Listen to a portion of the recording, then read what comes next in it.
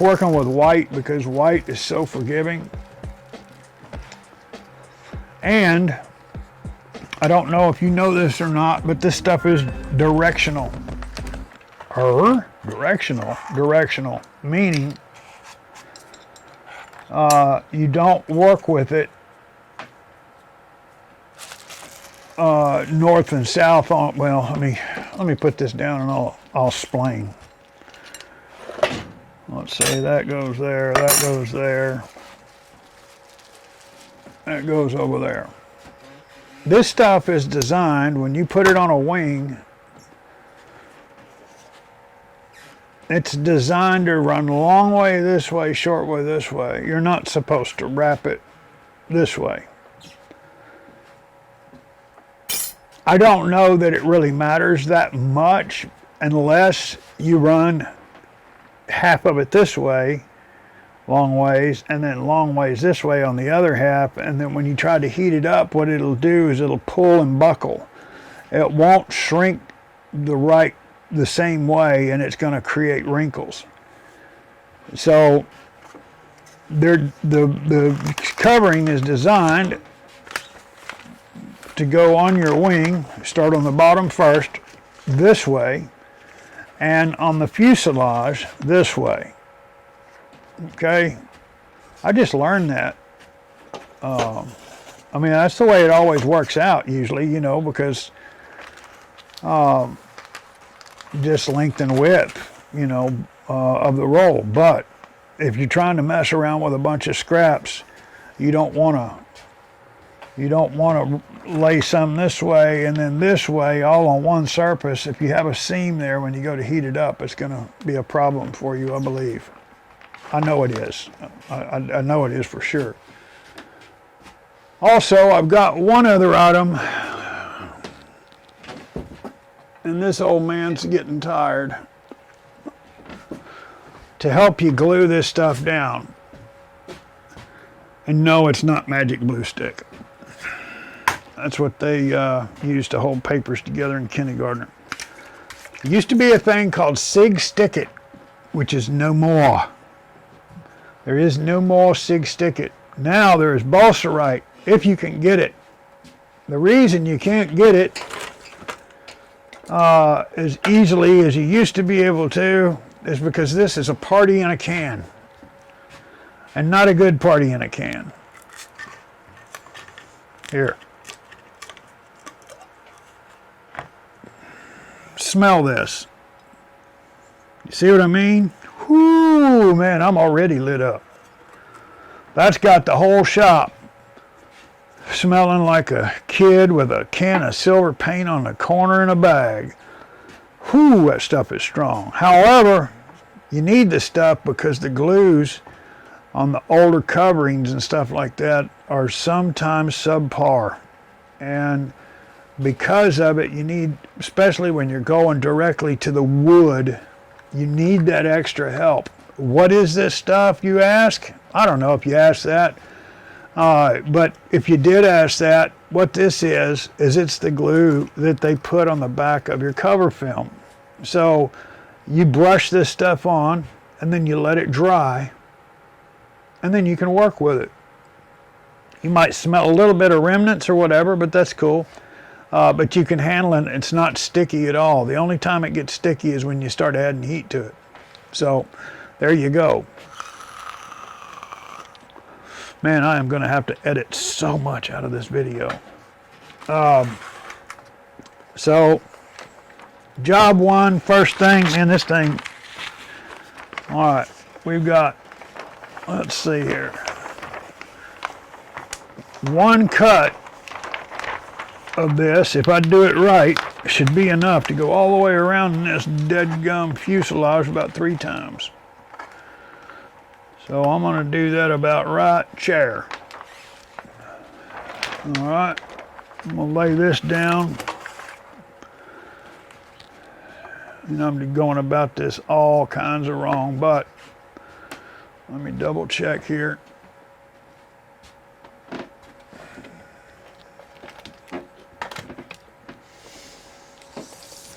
My fuse is 36 inches long. I'm going to want a minimum of 1.5 to 2 inches down there, and a minimum of 1.5 and 2 inches down here. So about 40 inches would be more than enough for me to work with. Let's see here. It's still going to be way too much, I think, man. I think I'm going to go 38. And I'm going to get this here. I'm going to make sure that my edges are nice and smooth, because we use these things for grinding and all kinds of stuff. And we don't want any boogers, because those boogers will show. All right, let me get, which I should have done in the first place, get all this stuff here out of the way. Screwdrivers, coffee, cutters, everything. And let's see, I'm going to flip it this way.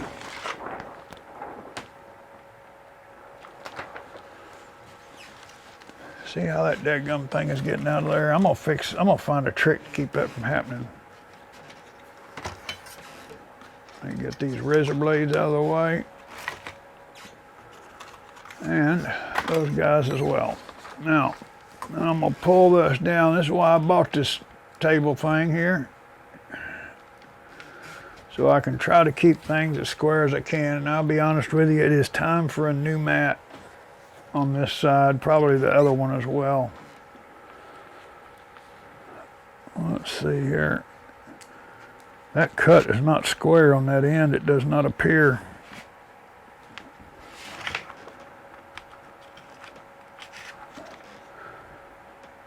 It may seem like a waste of time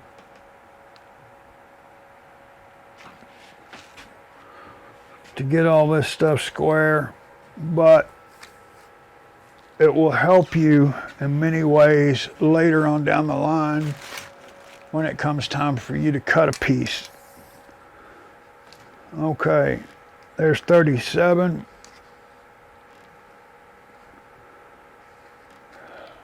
There's 38.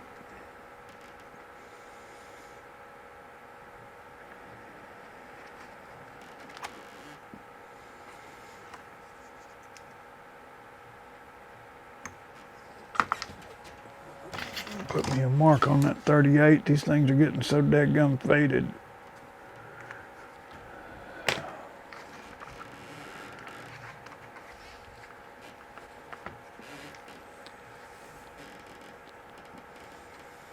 It doesn't hurt me so much when I cut a piece of this stuff here.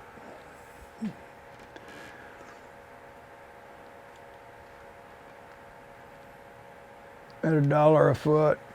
I don't know why that line there is not coming up. Even, Steven. Get out of there, you. There's 38. And I'm square there. Square. All right, I'm going to take that blade, put that tip in, make sure my fingers are not hanging over the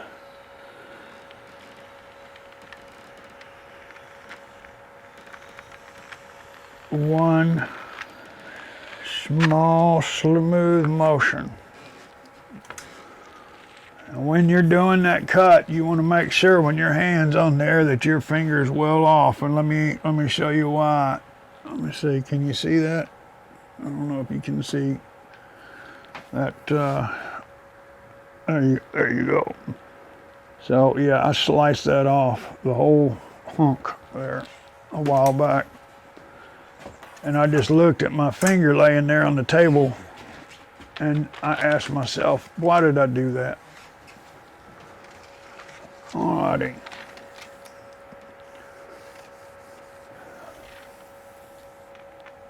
Now just by taking your hand here, I'm going to get this weight down here on this curl. Just by taking your hand and doing this here, and giving this stuff body warmth, it will help it lay out. But in all honesty, if you can take this stuff like the day before or whatever and lay it out on a table after you cut your pieces, even better. And it just makes it easier to work with. Met a guy, old man. I wanted to go over and see his shop. He was master builder, I guess, if you want to call him that. He had a, I think it was a P47 that he had sitting up there. He had the bottom covered already. He had his stuff hanging up on glass at, you know, just a slight angle so he could cut everything off of it. But, and he pre-cut all his pieces for his model, which I'm going to show you how we'll do that here in a little bit. And before he took the back off, he would take the piece and lay it across the model, and he would just sit and rub his hands, pet it like a cat, just transferring that warm hand heat into it, you know. And like I said, the piece was already cut for the airplane fuselage for that top section. He had the bottom and the sides already done, and he just sit and he did that until it would keep the shape.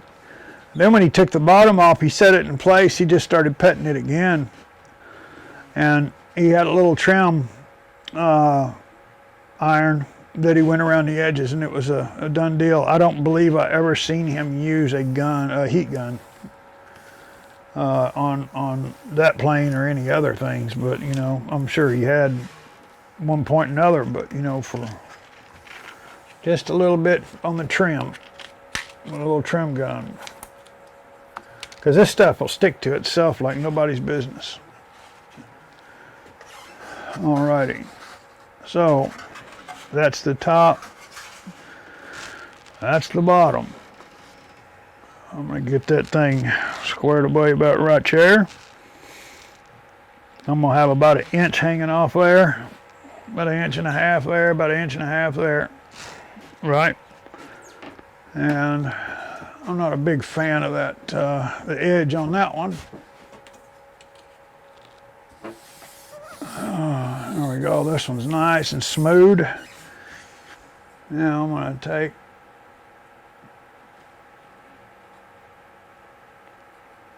let's see here.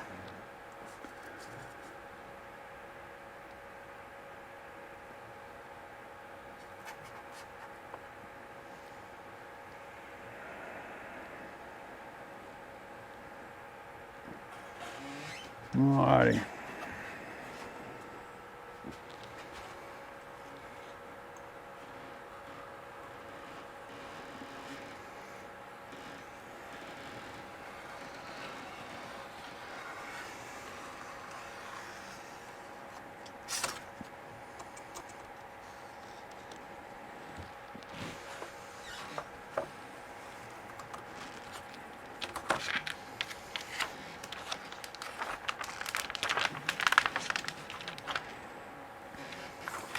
Ruh-roh, didn't push hard enough.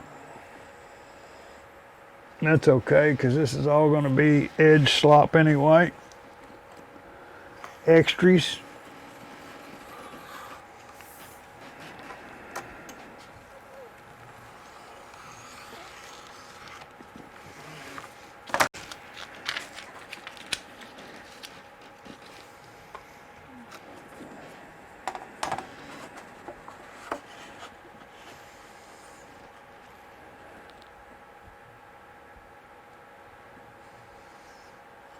There's a side.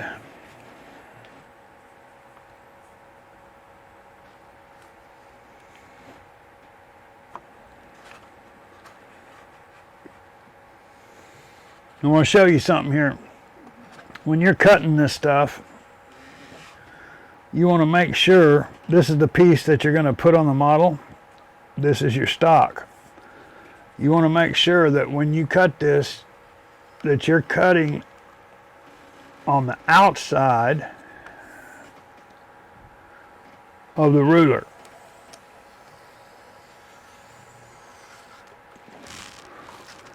Because this is why I need another table cover, because the little bumps and stuff is keeping my cuts from getting through clear.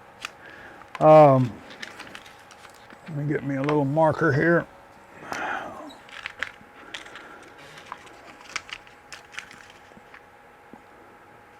This is bottom, side,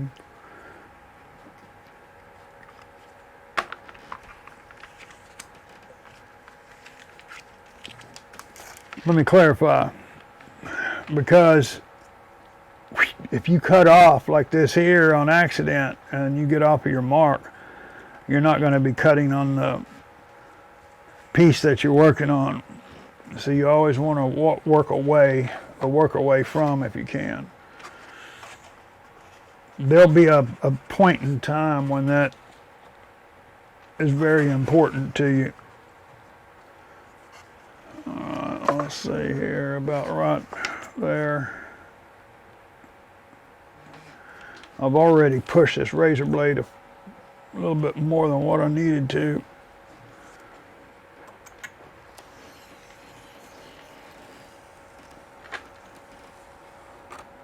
See, my table has got little glue spots and stuff on it, which makes it horrible for cutting.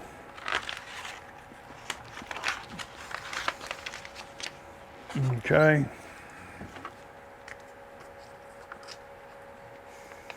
There's a side, and then this one here is going to be the top.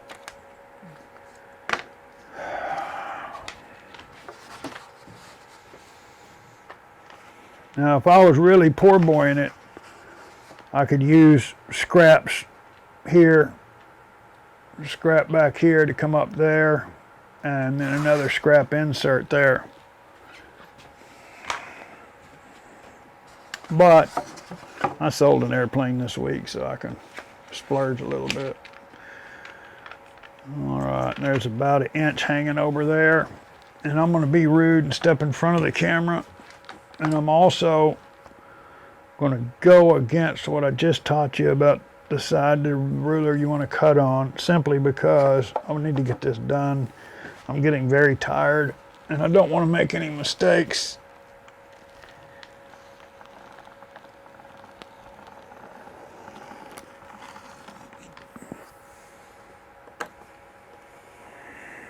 If you can keep from having to stop, pick your razor blade up and set it back down, boy,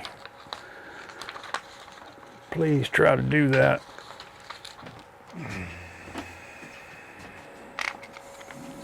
That only really matters when you're doing a finished piece, though. All right, so I'm going to leave it a little warm in here tonight, meaning I'm going to keep the air conditioner off. I'm going to keep it probably down around 77, 78, 80 maybe. And the purpose for that is I'm hoping that the warmth in the air will get some of the curl out of this covering as well, which will make it just a little bit easier to work with.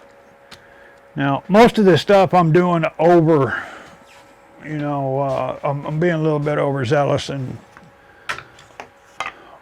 the tricks and stuff that I'm using, or the steps that I'm taking, because I'm just doing it to kind of show you what it is that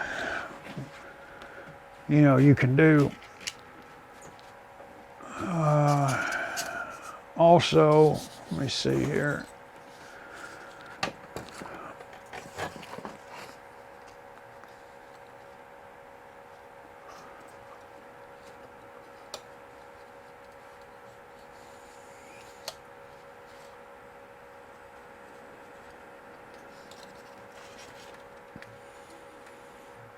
Okay, so this piece right here, what would you do?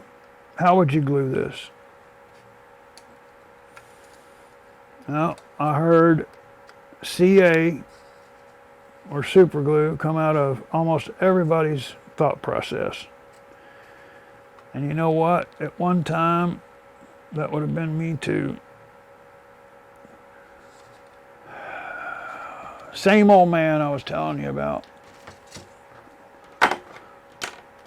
That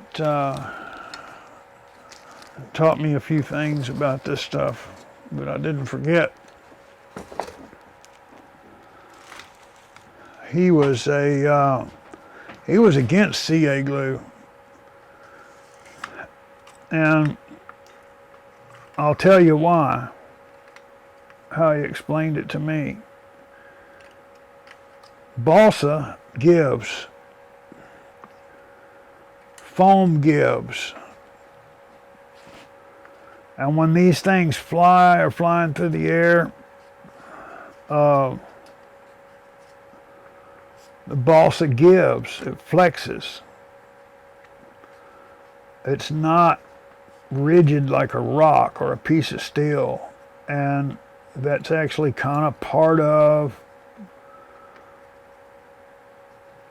the flying technique or the flying characteristics, which made a lot of sense to me.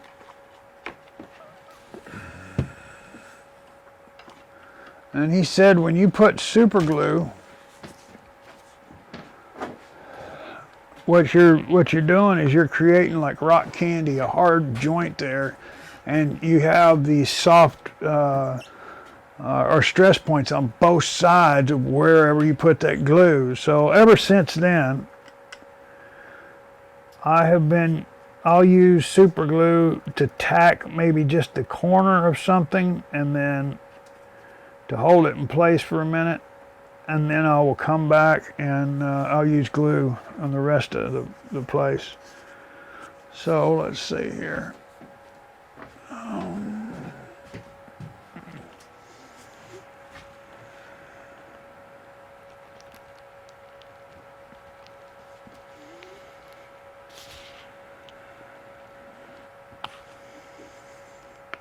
My glue's got a little snot in the nose there.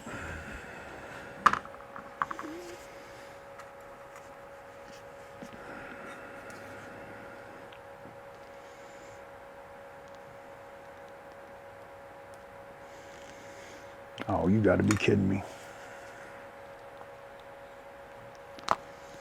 I'm going to have to pull this off.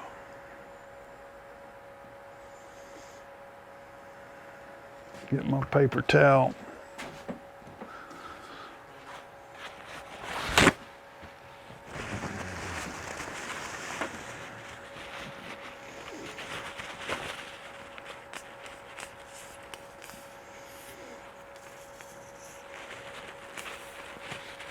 There we go.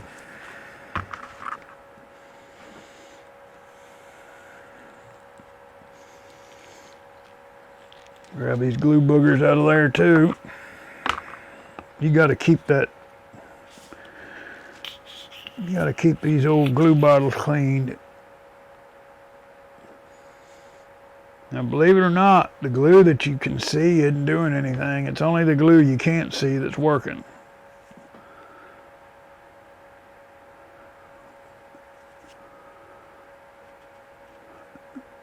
Does that make sense?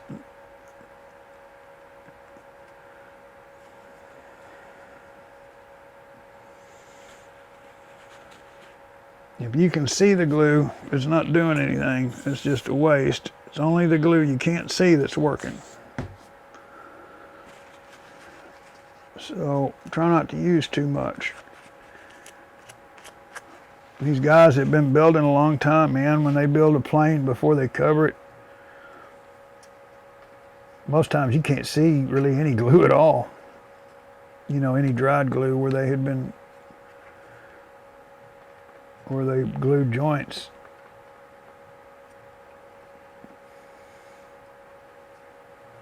Now, this dadgum thing here is not quite in the best spots to be having a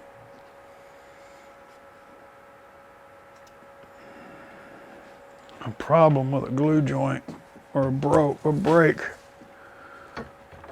I'm going to take this is high quality painter's tape.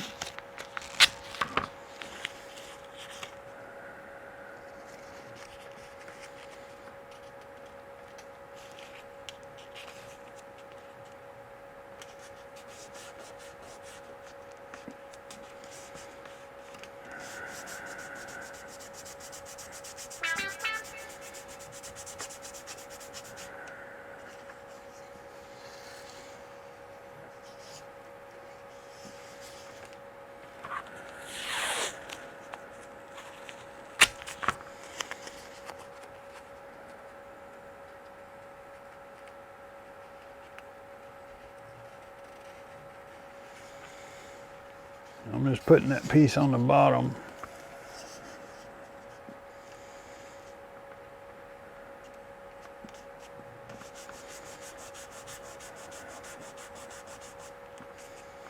That'll hold those two pieces together.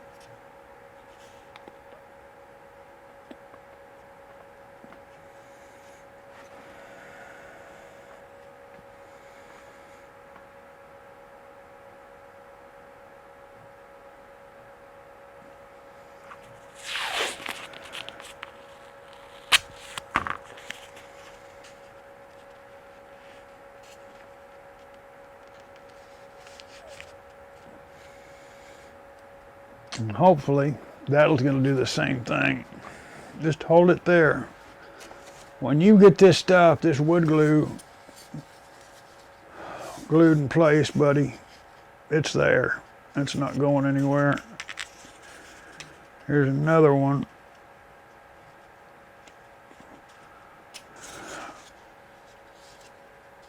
Here's another one with issues.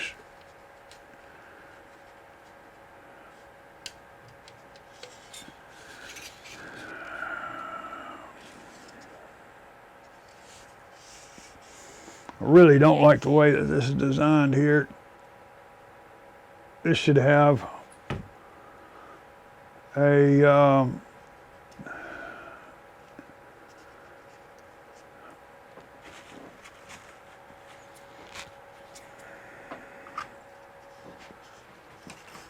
gummit.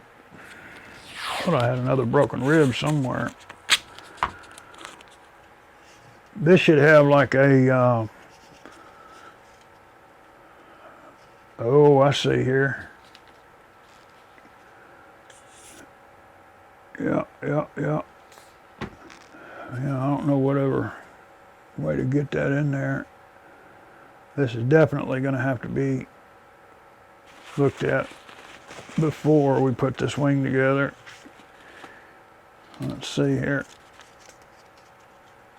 Put that there. Stretch that around and hold that there. We'll see how that does. But we're going to have to find us we're going to have to make us a rib that's the shape of this airfoil. Probably two of them. And I want to glue them over the end caps on both sides.